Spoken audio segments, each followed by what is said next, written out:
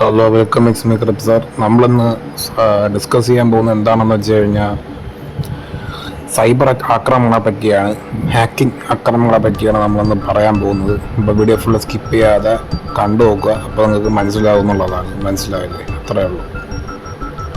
പുതുതായിട്ട് നിങ്ങൾ കാണുന്നതെങ്കിൽ നിങ്ങൾ ലൈക്ക് ചെയ്യുക, സബ്സ്ക്രൈബ് ചെയ്യുക, ഷെയർ ചെയ്യുക, അടുത്തുള്ള ബെല്ലേക്കൺ എനേബിൾ ചെയ്യുക. നമുക്ക് നമ്മളെ വീഡിയോയിലോട്ട് പോകാം. ഓക്കെ, ആസ്ട്രോളജി പരമായി നിങ്ങൾക്ക് കൺസൾട്ടേഷനോ അല്ലെങ്കിൽ തന്നെ വേറെ എന്തെങ്കിലും ആവശ്യമുണ്ടെങ്കിൽ 9374 എന്ന് പറയുന്ന വാട്സപ്പ് നമ്പറിൽ മെസ്സേജ് അയയ്ക്കുക. അപ്പോൾ നമുക്ക് വീട്ടിലോട്ട് പോകാം.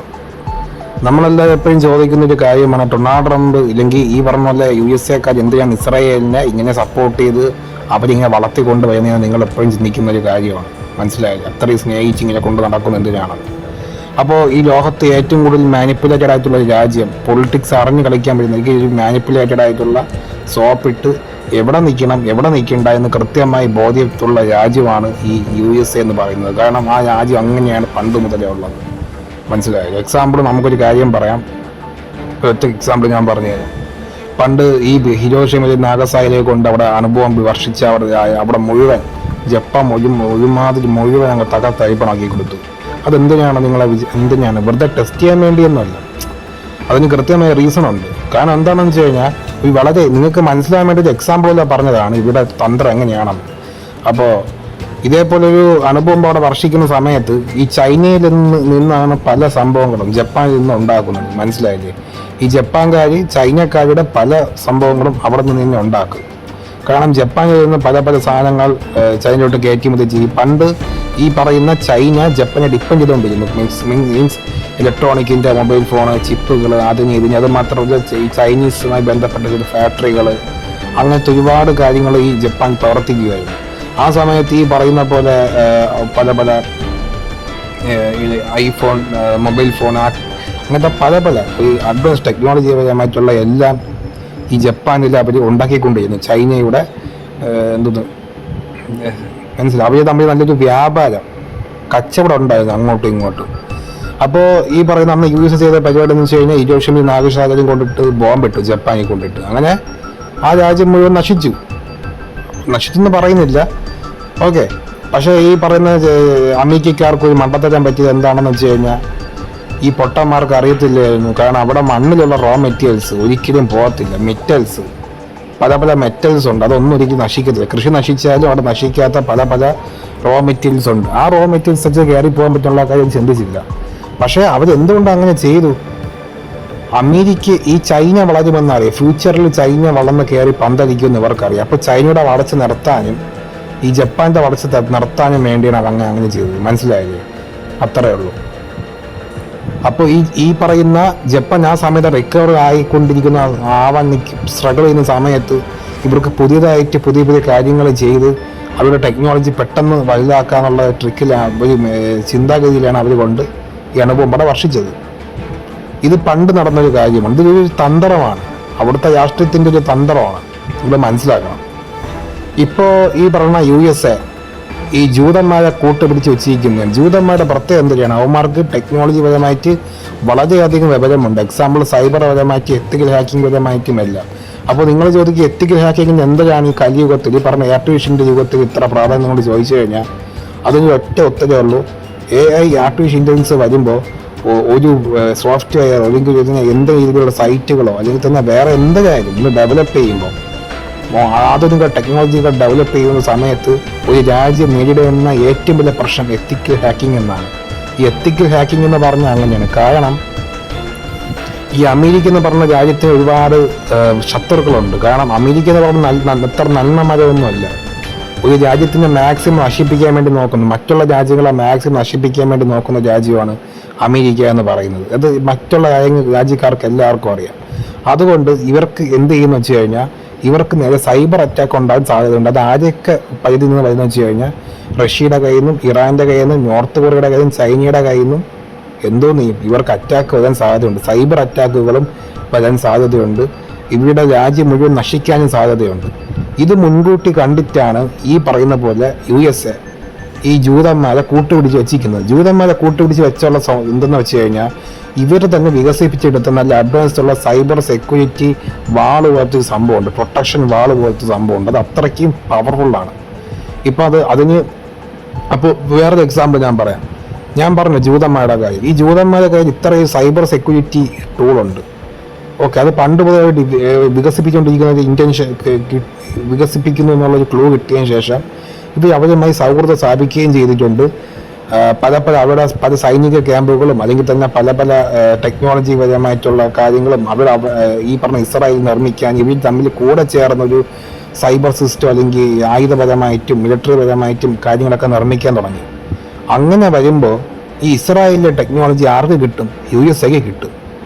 പക്ഷെ നിങ്ങൾ ഈ കാര്യം വെച്ച് നോക്കണം, ഈ സൈബർ സെക്യൂരിറ്റിയുടെ ഈ സംഭവത്തിലുണ്ടല്ലോ, അതിൽ ഇസ്രായേലിനെയും അമേരിക്കയും ഒരേപോലെ നിൽക്കുകയാണ്. കാരണം നിങ്ങൾ ആലോചിച്ച് നോക്കണം, നമ്മൾ ഈ പറയുന്ന പോലെ ഈ അമേരിക്കയുടെ സൈബർ സെക്യൂരിറ്റി സിസ്റ്റം എന്ന് പറഞ്ഞു കഴിഞ്ഞാൽ അതിൽ നിന്ന് കളക്ട് ചെയ്ത് വെച്ചിരിക്കുന്ന അവരുടെ ഐഡിയ, ആ സിസ്റ്റം ഉണ്ടാക്കാനുള്ള ഐഡിയ 80% കൂടുതലും കിട്ടിയത് ജൂതന്മാരെ ചെയ്യുന്നതാണ്.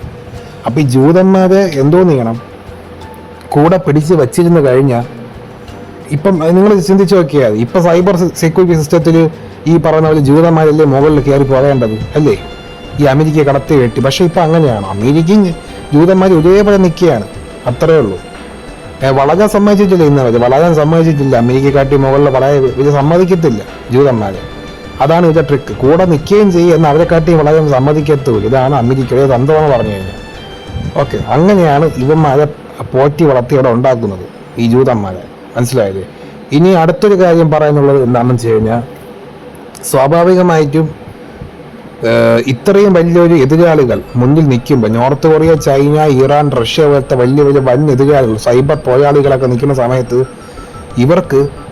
ഇവരെയൊക്കെ കടത്തി വെട്ടാൻ പറ്റുന്ന ഒരു സിസ്റ്റം, ഒരു സൈബർ ടെക്നോളജി ഈ ഉള്ള ഒരു രാജ്യത്തെ തന്നെ കൂട്ടുപിടിക്കണം. അത് ഇസ്രായേലാണ്. സൈബർ സെക്യൂരിറ്റിക്ക് വേണ്ടി ഇവരെ കൂട്ടുപിടിക്കണം. സൈബർ അറ്റാക്ക് അല്ല, സൈബർ സെക്യൂരിറ്റി.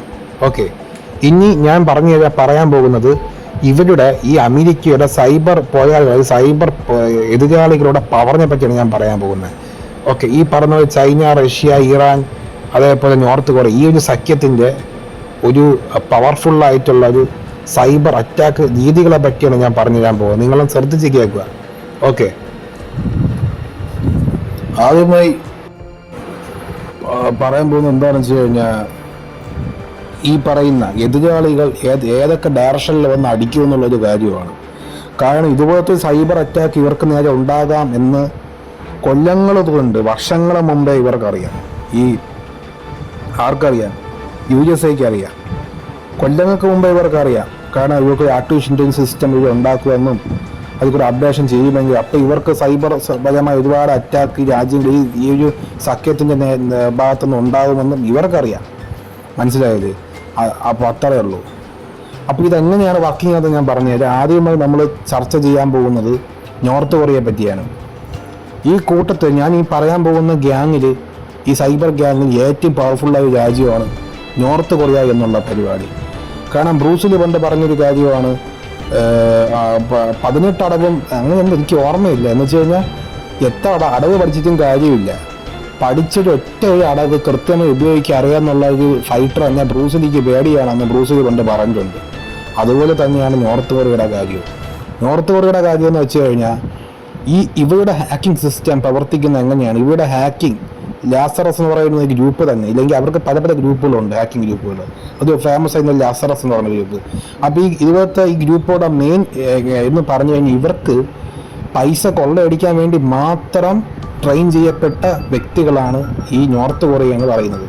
എങ്ങനെ പൈസ കൊള്ളയടിക്കാം, ക്രിപ്റ്റോ കറൻസി, അത് തന്നെ എന്താണ് ട്രേഡിങ്, അതേപോലെ പല കാര്യങ്ങളിലൂടെ ഇവർക്ക് എങ്ങനെ പൈസ കൊള്ളയടിക്കാം എന്നാണ് ഇവരുടെ സൈബർ സിസ്റ്റം അതിനു വേണ്ടി മാത്രം നിർമ്മിക്കപ്പെട്ടതാണ്. അപ്പോൾ ഈ പൈസ കൊള്ളയടിക്കാൻ വേണ്ടി നോർത്ത് കൊറിയ ഒരു കുട്ടി ജനിച്ചു കഴിഞ്ഞാൽ ആ കുട്ടിക്ക് വർഷങ്ങളോളം ട്രെയിനിങ് കൊടുക്കും. എത്തിക് ഹാക്കിംഗ് പരമായി ട്രെയിനിങ് കൊടുക്കും. ട്രെയിനിങ് കൊടുത്ത് ഇവിടെ വളർത്തും. മനസ്സിലായില്ലേ? എക്സാമ്പിൾ ചൈനക്കാർക്ക് സപ്പോർട്ട് കൊടുക്കും. ഇപ്പം ചൈനക്കാരുടെ പല ഇൻസ്റ്റിറ്റ്യൂഷനുണ്ട്, അവിടെ പോയി ഇവരെ കൊണ്ട് പഠിപ്പിക്കും. ഇല്ലെങ്കിൽ ചൈനക്കാരുടെ ടെക്നോളജി ഇങ്ങോട്ട് കിട്ടും. ചൈനക്കാർ അവിടെ വന്ന് പഠിപ്പിക്കും നോർത്ത് കൊറിയയിൽ. മനസ്സിലായി? ഇതേപോലത്തെ നോർത്ത് കൊറിയൻ ഹാക്കർമാർ. എന്നിട്ട് ചൈനയിലുള്ള സിസ്റ്റവും കൂടെ ഇങ്ങ് കൊണ്ടുവന്ന അവരുടെ നോർത്ത് കൊറിയ കൊണ്ടുവരും. എന്നിട്ട് ഇവർ നോക്കുന്നത് പൈസ തട്ടിയെടുക്കാൻ വേണ്ടിയാണ്. അപ്പോൾ ഈ പറയുന്ന പോലെ നോർത്ത് കൊറിയയിലെ ഹാക്കർമാർക്ക് മിനിമം ഈ പറയുന്ന കിം ജോങ് കുമ്പിന് സമാനമായിട്ടുള്ള ജീവിത സൗകര്യങ്ങളും പൈസയും ആഡംബര വസ്തുക്കളും എല്ലാം നോർത്ത് കൊറിയ തന്നെ അങ്ങ് കൊടുക്കും എന്നുള്ള കാര്യമാണ് ഈ ഹാക്കർമാർ. കാരണം അവർക്ക് അത്ര ഇമ്പോർട്ടൻസ് ആണ്. പിന്നെ ഇവർക്ക് വേറെ ബെനിഫിറ്റ് എന്ന് വെച്ചാൽ ഇവർക്ക് വേറെ നാട്ടിൽ പോകാൻ പറ്റും നോർത്ത് കൊറിയൻ ഹാക്കർമാർക്ക്. അപ്പോൾ നിങ്ങൾക്ക് നോർത്ത് കൊറിയയിൽ ഏത് പട്ടിയാണ് വേറെ രാജ്യത്ത് പോയി സെറ്റിലാവും നിങ്ങൾ ചോദിച്ചു കഴിഞ്ഞാൽ ഹാക്കർമാരുണ്ട്. ഈ ഹാക്കർമാർ ഇവർ വിടുന്നതായിരിക്കും. അത് വെറുതെ വിടത്തില്ല. അമേരിക്കയാണ് ഇവർ ടാർഗറ്റ്. അപ്പോൾ അമേരിക്ക പോലത്തെ രാജ്യത്തിൽ ഇവർക്ക് വ്യാജമായ CV-യും വ്യാജമായ വർക്ക് എക്സ്പീരിയൻസ് സർട്ടിഫിക്കറ്റും വ്യാജമായിട്ടുള്ള പല പല ഡോക്യുമെൻസും കാര്യങ്ങളും എല്ലാം കൊണ്ട് നേരെ അമേരിക്കയിൽ പോകും. മനസ്സിലായില്ലേ? മൊത്തം ഫേക്ക് എവിഡൻസും എല്ലാം ഒപ്പിച്ച് അമേരിക്കയിൽ പോകും. എന്നിട്ട് അമേരിക്കയിൽ പ്രത്യേക ഒരു വ്യവസായ അല്ലെങ്കിൽ തന്നെ ഏതെങ്കിലും വലിയ ഒരു മാർക്കറ്റിംഗ് അല്ലെങ്കിൽ വലിയൊരു സ്ഥാപനത്തിൽ ഇവരൊരു തൊഴിലാളിയായിട്ട് കയറിയ ശേഷം അവിടുത്തെ ഡിവൈസിൽ ഈ പറയുന്ന പോലത്തെ മാൽവെയർ, സ്പൈവെയർ അതുപോലത്തെ പല കാര്യങ്ങളും ഈ പറയുന്ന ഹാക്കേഴ്സ് എന്തോ നീയും കയറ്റി വിടും. അതിൻ്റെ ഇടയിൽ കൂടെ തന്നെ ഈ ചൈനീസ് ടൂളുകൾ കൂടെ കൊടുത്ത് അവരെന്തോന്ന് വെച്ച് കഴിഞ്ഞാൽ ഈ സിസ്റ്റം മുഴുവൻ ഒബ്സർവ് ചെയ്യും.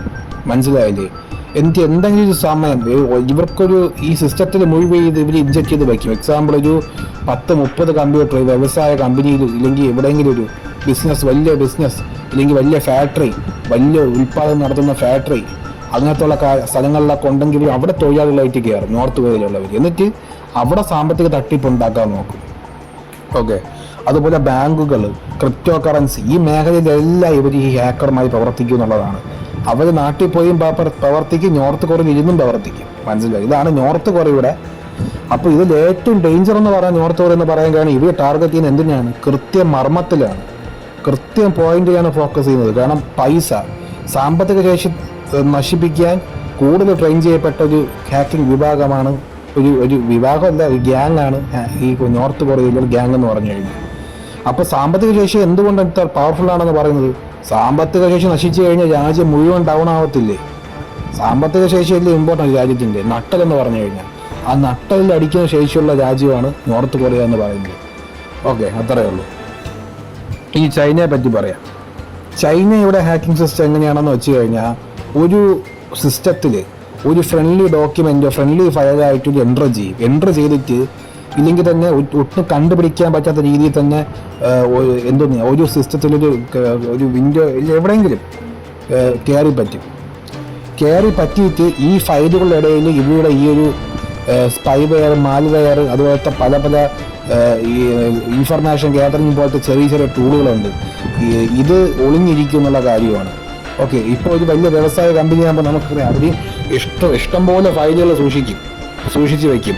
പല പല രാജ്യങ്ങളിൽ നിന്നുള്ള മാർക്കറ്റിംഗ് ബിസിനസ്സിന് വേണ്ടി പല പല സോഫ്റ്റ്വെയറും അതും ഇതും എല്ലാം ഇവിടെ ഡൗൺലോഡ് ചെയ്ത് വയ്ക്കും. ഇല്ലെങ്കിൽ മറ്റുള്ള രാജ്യത്തിൽ നിന്നൊക്കെ ഡിപ്പെൻഡ് ചെയ്യേണ്ടി വരും. ആ സമയത്ത് ഈ ചൈനയുള്ള സ്പൈവെയർ, മാൽവെയർ പോലത്തെ സിസ്റ്റം അമേരിക്കയുടെ സിസ്റ്റത്തിൽ ചെന്ന് കയറിപ്പെടുകയും അവിടെ വർഷങ്ങൾ തോറും ഇത് പറയുന്ന ഈ ഒരു പറയുന്ന സംഭവം ആരും അറിയാതെ ഒളിഞ്ഞു നിൽക്കുകയും ചെയ്യും. കാരണം ഈ ചൈനീസ് ടൂളിന് പ്രത്യേകതയുണ്ട്. ചൈനീസ് ടൂളിനെ വികസിപ്പിക്കുന്നതെന്ന് വെച്ച് കഴിഞ്ഞാൽ ഈ ചൈനീസ് ടൂള് ഒരു പ്രത്യേക വ്യവസായ കമ്പനിയുടെ സിസ്റ്റത്തിൽ ഒളിഞ്ഞിരിക്കുകയാണെങ്കിൽ ആ സിസ്റ്റത്തിന് സൈബർ സെക്യൂരിറ്റി സിസ്റ്റത്തിന് കണ്ടുപിടിക്കാൻ കുറച്ച് പാടായിരിക്കും എന്നുള്ള കാര്യമാണ്. കാരണം എന്താണെന്ന് വെച്ച് കഴിഞ്ഞാൽ ഈ ഒരു സിസ്റ്റത്തിന് മറ്റുള്ള ആൻറ്റി വൈറസ് അല്ലെങ്കിൽ സൈബർ സെക്യൂരിറ്റി ഡിഫൻസ് സിസ്റ്റത്തിനെ മാനിപ്പുലേറ്റ് ചെയ്യാനുള്ള ഒരു കഴിവ് ഈ പറയുന്ന പോലെ ചൈനീസിൻ്റെ സ്പൈവെയർ, മാൽവെയർ പോലത്തെ ചെറിയ ചെറിയ മാരകമായിട്ടുള്ള വൈറസുകൾക്കും ഇതിനൊക്കെ ഉണ്ടെന്നുള്ള കാര്യമാണ്. മനസ്സിലായില്ലേ? അപ്പോൾ ബേസിക്കലി പറഞ്ഞു കഴിഞ്ഞാൽ ഇപ്പോൾ നമുക്കൊരു കൂട്ടുകാരുണ്ട്. നമ്മളെ കൂട്ടുകാരെ നമ്മൾ കുറച്ച് ദിവസം മുമ്പ് പരിചയപ്പെട്ടു. നമ്മൾ നല്ല കമ്പനി കഴിഞ്ഞ ശേഷം എന്ത് സംഭവിക്കും? നമ്മളെ കൂടെ നടന്ന ശേഷം നമുക്ക് എന്തെങ്കിലും നമ്മളെ വീക്ക്നെസ് ഒക്കെ പറഞ്ഞു കൊടുക്കും. അവസാനം നാട്ടിലൊക്കെ നമ്മളെ പറ്റി അവയാതം പറഞ്ഞ് നാറ്റിക്കും. സെയിം പരിപാടിയാണ്. കൂടെ നിന്ന് മുതുകാല് വെട്ടുന്ന സിസ്റ്റമാണ് ചൈനയുടെ ഹാക്കിംഗ് സിസ്റ്റം എന്ന് പറഞ്ഞു കഴിഞ്ഞാൽ. ഓക്കെ, അറിയാതെ നിൽക്കും. ഓക്കെ, അപ്പോൾ ഈ വിൻഡോയും ഈ സൈബർ സിസ്റ്റവും വിചാരിക്കും ഇത് നമ്മളെ ഫ്രണ്ട്ലി ആയിട്ടുള്ളൊരു ഡോക്യുമെൻ്റാണ് ഇല്ലെങ്കിൽ ഫ്രണ്ട്ലി ആയിട്ടുള്ള ഒരു ഫയലാണ് എന്ന് വിചാരിച്ച് കൂടെ നടത്തും. എന്നിട്ട് ഇവർക്കൊരു ഇൻഫർമേഷൻ ഇത് ആക്ടിവേറ്റ് ആവേണ്ട ഒരു വാറോ യുദ്ധങ്ങളോ എന്തെങ്കിലും വേണ സമയത്ത് ഈ പറയുന്ന ചൈനയുടെ നിയന്ത്രണം ഉണ്ടെങ്കിൽ എന്ത് സംഭവിക്കും? ഈ പറയുന്ന പോലെ ഈ സോഫ്റ്റ്വെയറുകളിലെ ഈ പറയുന്ന പോലെ സൈറ്റുകളിലും സിസ്റ്റത്തിലും എല്ലാം ഇൻഫർമേഷൻ കിട്ടുമ്പോൾ അവിടെ വ്യവസായം, സാമ്പത്തികം, പല കാര്യങ്ങളും ഒറ്റയടിക്ക് ഡാമേജ് ആക്കാൻ പറ്റും. പിന്നെ ചൈനയ്ക്ക് വേറൊരു പ്രത്യേകതയുണ്ട്, നമുക്കറിയുള്ള ഒരു കാര്യമാണ്. ഈ ചൈനയിൽ നിന്ന് പല പല കാര്യങ്ങളും ഓൺലൈനായിട്ടും അല്ലെങ്കിൽ അത് നമ്മൾ വ്യവസായങ്ങളും ബിസിനസ്സും ട്രേഡിങ് അതേപോലെ വ്യാപാരം നടക്കുന്ന സമയത്ത് ഈ അമേരിക്ക എന്ന് പറഞ്ഞ രാജ്യം കൂടെ ഡിപ്പെൻഡ് ചെയ്യുന്ന ചൈനയാണ്. നമുക്കറിയാനുള്ള ഒരു കാര്യമാണ്. കാരണം ആർട്ടിഫിഷ്യൽ ഇൻ്റലിജൻസ്, AI, റോബോട്ടിക്സ് അങ്ങനത്തെ പല പല കാര്യങ്ങൾക്കും ഈ പറയുന്ന അമേരിക്ക ഗ്രോത്തായത് തന്നെ ചൈനയുടെ കയറ്റുമതി കാരണമാണ്. ചൈന ഒരുപാട് കയറ്റുമതി ചെയ്യുന്നത് കൊണ്ടാണ് ചൈനയിൽ നിന്ന് ഒരുപാട് സാധനങ്ങൾ അവർ അമേരിക്ക കയറ്റുമതി ചെയ്യേണ്ടി വരുന്നുണ്ട്, ഗതികേടുണ്ട്. അങ്ങനെ ചെയ്യേണ്ടി വന്നതുകൊണ്ടാണ് ഈ ആർട്ടിഫിഷ്യൽ ഇൻ്റലിജൻസ് എന്ന് പറയുന്ന ഒരു വലിയൊരു സാമ്രാജ്യം ഇവർക്ക് സ്വന്തമായി ഒരു പേജിൽ തന്നെ കെട്ടിപ്പടുക്കാൻ പറ്റിയത്. ആർക്ക്? അമേരിക്കയ്ക്ക് പറ്റിയത്. മനസ്സിലായില്ലേ? അപ്പോൾ ഇതാണ് കാര്യം. അപ്പോൾ ഇവർക്ക് ഡിപ്പെൻഡൻസി കൂടും. ഈ പറയുന്ന ചൈനയെ ഡിപ്പെൻഡ് ചെയ്യേണ്ട ആവശ്യകത ആർക്ക് കൂടും? അമേരിക്കയ്ക്ക് കൂടും. അതിൻ്റെ പ്രത്യേകത എന്താണെന്ന് വെച്ച് കഴിഞ്ഞാൽ അമേരിക്കയിലുള്ള പല പല ഫയല് അല്ലെങ്കിൽ ചൈനയിലുള്ള പല പല ഫയലുകളും പല പല സംഭവങ്ങളും എല്ലാം ഇവരൊന്ന് കയറ്റി അയക്കും.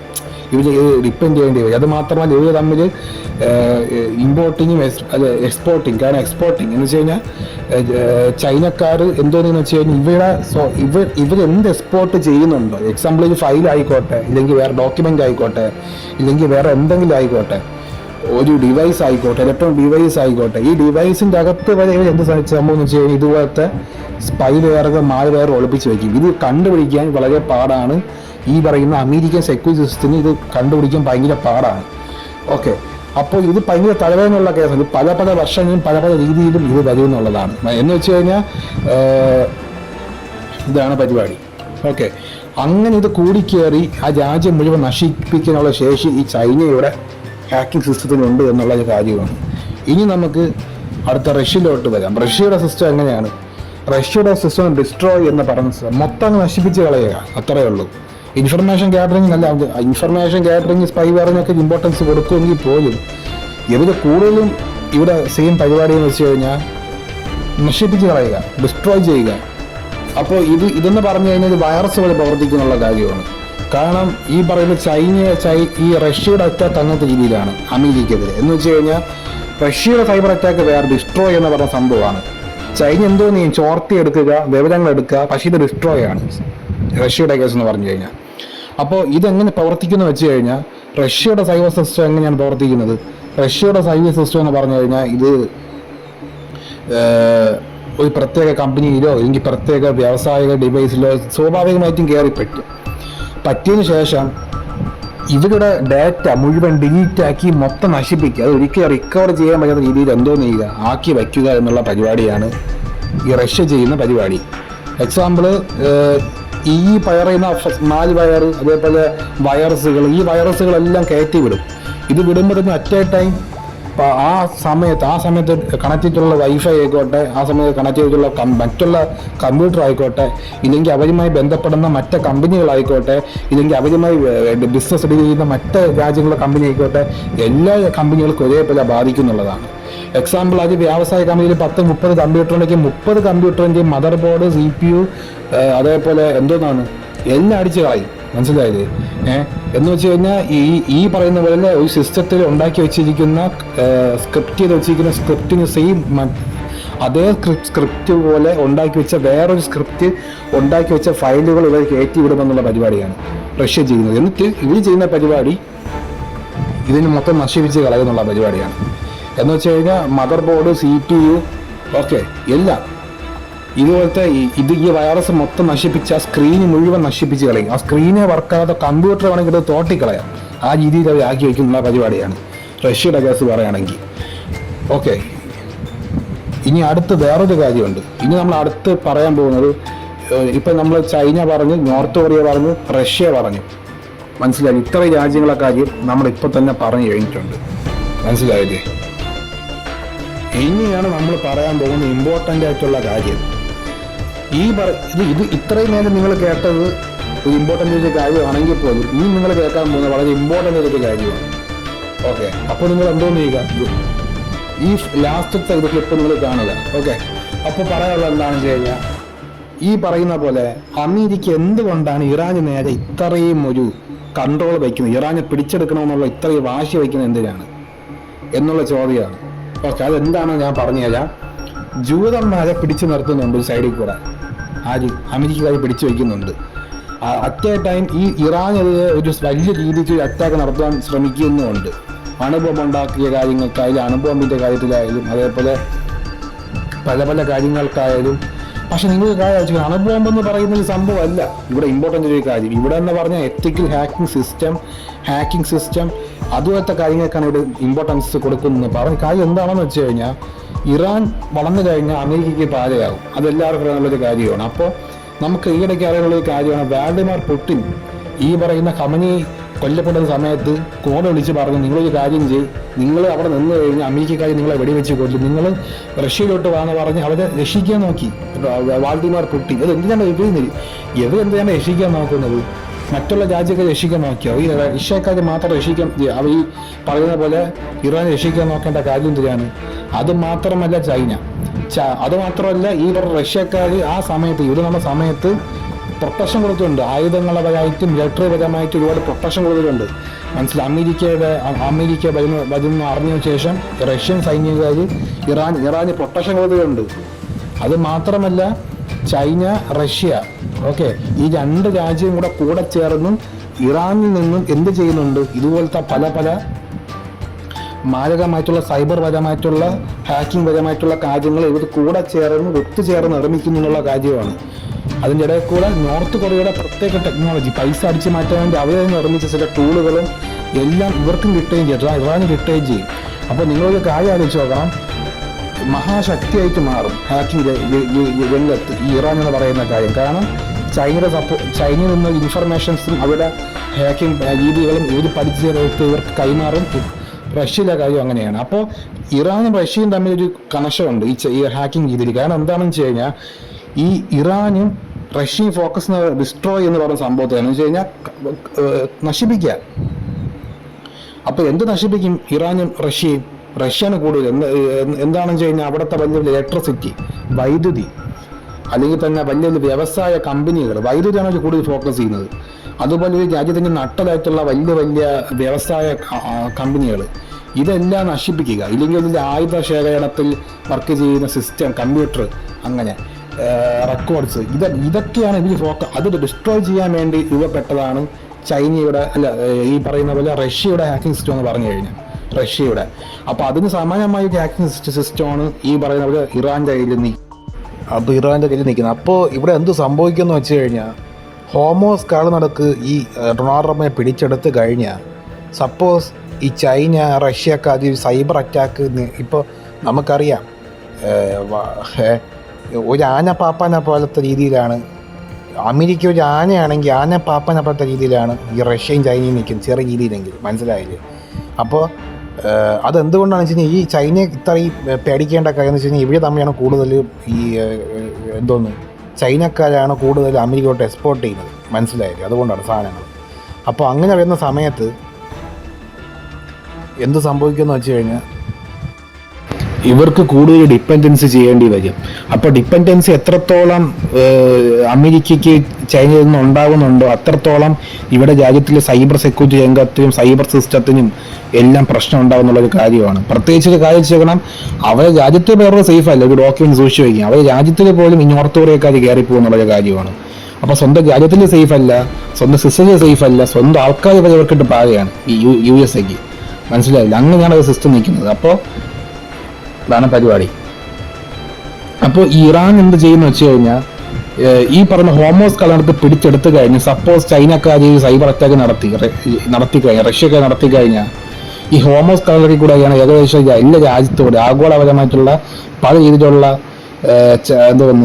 വ്യാപാരങ്ങളും ട്രാൻസ്പോർട്ടേഷനും അതേപോലെ ചരക്കുകളും ഗുഡ്സുകളും എല്ലാം അങ്ങോട്ടും ഇങ്ങോട്ടും പുറത്തുകൊണ്ടിരിക്കുന്ന സ്ഥലമാണ് ഹോമോസ് കളനടുക്ക് എന്ന് പറയുന്നത്. ഈ ഹോമോസ് കളനടുക്ക് ഇവിടെ കൺട്രോൾ ആയിക്കഴിഞ്ഞാൽ നാളെ ഈ പറയുന്ന ഈ ചൈനയുടെ ഭാഗത്തുനിന്ന് ഒരു എത്തിക്കൽ ഹാക്കിംഗ് ഉണ്ടായിക്കഴിഞ്ഞാൽ ഇവർക്ക് ഈ ഹോമോസ് കളനടുക്കിൻ്റെ കാര്യം പറഞ്ഞ് ഡിഫെൻഡ് ചെയ്യാം. അപ്പോൾ ഈ അമേരിക്കക്കാർക്ക് പറയാം, ഇനി തൊട്ട് ലോകം മുഴുവൻ പ്രശ്നമാണ്, ഇല്ലെങ്കിൽ ഈ പറയുന്ന പോലെ മൊത്തം ഗ്ലോബലി മുഴുവൻ അവർക്ക് ബാധിപ്പിക്കാം. മനസ്സിലായി. അത് മാത്രമല്ല ചൈനയെ വലിയ തറക്കാൻ പറ്റും. ഹോമസ് കട നടക്കുന്നുണ്ടെങ്കിൽ ഈ പറയുന്ന പോലെ ഇറാനിൽ നിന്നുള്ള പല കയറ്റുമതി നടക്കത്തില്ല ചൈനയിലോട്ട്. അങ്ങനെ സമയത്ത് ചൈന പെട്ടു. അപ്പൊ ഈ ചൈനയ്ക്ക് മുകളിൽ ഒരു ആധിപത്യം സ്ഥാപിക്കാൻ വേണ്ടിയാണ് ഈ ഹോമോസ് കടക്ക് എന്ന് പറയുന്ന സംഭവം ഡൊണാൾഡ് ട്രംപ് പിടിച്ചെടുക്കാൻ നോക്കുന്നത്. ഓക്കെ, അത്രയേ ഉള്ളൂ. അപ്പോൾ ഇപ്പൊ ഏത് നേരം ഈ US ഭീഷണിയാണ്. ചൈനയുടെ ഭാഗത്തു നിന്നൊക്കെ നല്ല രീതിക്ക് ഭീഷണി വരും, പ്രത്യേകിച്ച് സൈബർ രംഗത്തൊക്കെ ഒടുക്കത്തെ ഭീഷണിയാണ്. നോർത്ത് കൊറിയ ഭാഗത്തുനിന്നും റഷ്യയുടെ ഭാഗത്തുനിന്നും അത്രയും വലിയ വലിയ ഭീഷണികൾ ഉയരുകയാണ്. മനസ്സിലായില്ലേ?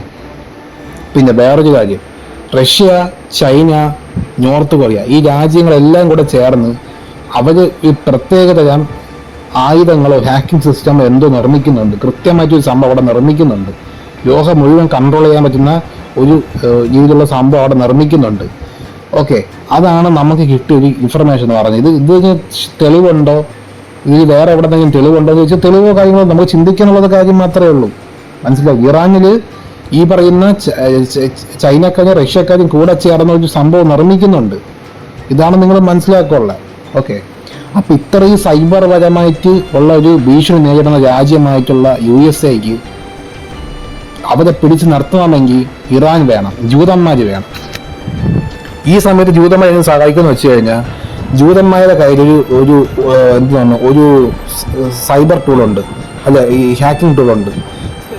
അത് സൈബർ സെക്യൂരിറ്റി ആയിട്ട് ഇത് പറ്റും. എന്താണെന്ന് വെച്ച് കഴിഞ്ഞാൽ ഇറാന്റെ കയ്യിലുള്ള ഈ സംഭവത്തിന് പ്രത്യേകതയുണ്ട്. ഇതെന്ന് പറഞ്ഞു കഴിഞ്ഞാൽ ഈ ഇൻഫർമേഷൻ ചോർത്തെടുക്കാനുള്ള പരിപാടിയാണ്, സൈബർ സെക്യൂരിറ്റിയാണ്. കാരണം ഒളിച്ചിരുന്ന് നിരീക്ഷിക്കാൻ ശേഷിയുള്ള ഒരു സിസ്റ്റത്തിൽ ഒളിച്ചിരുന്ന് നിരീക്ഷിക്കാൻ ശേഷിയുള്ള ഒരു സൈബർ സെക്യൂരിറ്റി സിസ്റ്റമാണ് ഈ പറയുന്ന പോലെ ജൂതന്മാരുടെ കയ്യിലുണ്ട്. പിന്നെ ജൂതന്മാരുടെ കയ്യിൽ വേറൊരു സംഭവം സീറോ ക്ലിക്ക് എന്ന് പറയുന്ന സംഭവമുണ്ട്. മനസ്സിലായില്ലേ? അത്രയേ ഉള്ളൂ. ഇപ്പൊ നമുക്കറിയാം ചൈന, റഷ്യ, ബാക്കിയുള്ള രാജ്യങ്ങളെല്ലാം നോക്കിയാൽ അറിയാം. അപ്പൊ അതിലൂടെ ഒരു ഈ പറയുന്ന ചൈനയുടെ എന്തോന്ന് ചെയ്യാൻ പറ്റും, ഒരു വൈറസ് കയറണമെങ്കിൽ, മാൽവെയർ കയറണമെങ്കിൽ ചെറിയ രീതിയിലൊക്കെ ഈ ഉപയോഗിക്കുന്ന ആളുടെ കയ്യിൽ മണ്ടത്തരാൻ പറ്റണം, ഇല്ലെങ്കിൽ ആ സൈബർ സെക്യൂരിറ്റി സിസ്റ്റത്തിൽ മണ്ടത്തരാൻ പറ്റണം എന്നുള്ള കാര്യമാണ്. പക്ഷേ ഈ ഇസ്രായേലിലുള്ള ഈ പറയുന്ന പോലെ വൈറസ് എന്ന് പറഞ്ഞാൽ എങ്ങനെയാണ് ഇവർ ജൂതന്മാർ ഉണ്ടാക്കി വെച്ചിരിക്കുന്നത്? അത് ജസ്റ്റ് സീറോ ക്ലിക്കാണ്. ഇതൊരു ജസ്റ്റ് ഒരു സോഫ്റ്റ്വെയറിൽ എൻ്റർ ചെയ്ത് കഴിഞ്ഞാൽ തന്നെ എന്ത് സംഭവിക്കുമെന്ന് വെച്ച് കഴിഞ്ഞാൽ ആ എൻ്റർ ചെയ്യുന്ന മൊമെന്റിൽ തന്നെ കംപ്ലീറ്റ് കാര്യങ്ങൾ ഇവർക്ക് എന്ത് ചെയ്യാൻ പറ്റും, ഈ സിസ്റ്റത്തിന്, ഈ ഒരു ഹാക്കിംഗ് സിസ്റ്റത്തിന് പിടിച്ചെടുത്ത് മൊത്തത്തിൽ അങ്ങ് ഇൻഫർമേഷൻ കളക്ട് ചെയ്യാൻ വേണ്ടി പറ്റുന്നുള്ളൊരു കാര്യമാണ്. മനസ്സിലായില്ലേ? ഇതാണ് ഇവിടെ പ്രത്യേകത ഈ ജൂതന്മാരുടെ കയ്യിലുള്ള. മനസ്സിലായില്ലേ? ഇതങ്ങനെയാണ് ഇത് പ്രവർത്തിക്കുന്നത്. ഓക്കെ, സീറോ ക്ലിക്ക് എന്നാണ്. സീറോ ക്ലിക്ക് ചെയ്തിട്ട് ഇപ്പൊ ഫിഷിംഗ് ലിങ്കോ ഒന്നും വേണ്ട, ഒരു മിസ് കോൾ ആയിട്ടോ ഫോൺ കോൾ ആയിട്ടോ ഇല്ലെങ്കിൽ എന്താണ് ഒരു വാട്സാപ്പ് മെസ്സേജോ ഇൻസ്റ്റാഗ്രാം മെസ്സേജോ അല്ലെങ്കിൽ ഒരു ഫയലിന്റെ രൂപത്തിലോ സൈറ്റ് വഴിയോ ഏതെങ്കിലും രീതിയിൽ ജസ്റ്റ് ഇവർക്ക് ഈ അങ്ങനെ. അപ്പോൾ എല്ലാ രാജ്യത്തിലും ഇത് ഇസ്രായേൽ ഉണ്ടാക്കി വെച്ചിരിക്കുന്ന ഈ ടൂള് ഉപയോഗപ്പെടുന്നുള്ള കാര്യമാണ്. എന്ന് വെച്ച് കഴിഞ്ഞാൽ ഒളിച്ചിരുന്ന് നിരീക്ഷിക്കാനുള്ള ശേഷിയുള്ള ഒരു സൈബർ സെക്യൂരിറ്റി സിസ്റ്റമാണ് ഇവർ നിർമ്മിച്ചെടുത്തത്. ഈ സിസ്റ്റമാണ് അമേരിക്കക്കാരും യൂസ് ചെയ്യുന്നത്. മനസ്സിലായില്ലേ? അപ്പോൾ ഈ ഒരു ഇസ്രായേലിന്റെ പവർഫുള്ളായ സൈബർ സെക്യൂരിറ്റി സിസ്റ്റം സ്വന്തമാക്കാൻ വേണ്ടിയാണ് ഈ അമേരിക്കക്കാർ ഇസ്രായേലിനെ ഇത്രയും ഡിപ്പെൻഡ് ചെയ്തിട്ട് അവർ ഇത്രയും പാലും പഴവും കൊടുത്ത് ഊട്ടി വളർത്തുന്നത്. മനസ്സിലായില്ലേ? അതിൻ്റെ അർത്ഥം അതുകൊണ്ടാണ്. മനസ്സിലായില്ലേ? അത്രയേ ഉള്ളൂ. അപ്പോൾ വീഡിയോ ഇഷ്ടപ്പെട്ടെന്ന് തോന്നുന്നു. ഇഷ്ടപ്പെട്ടു കഴിഞ്ഞാൽ നിങ്ങളുടെ പ്രിയപ്പെട്ട അഭിപ്രായം അറിയിക്കുക. ബൈ.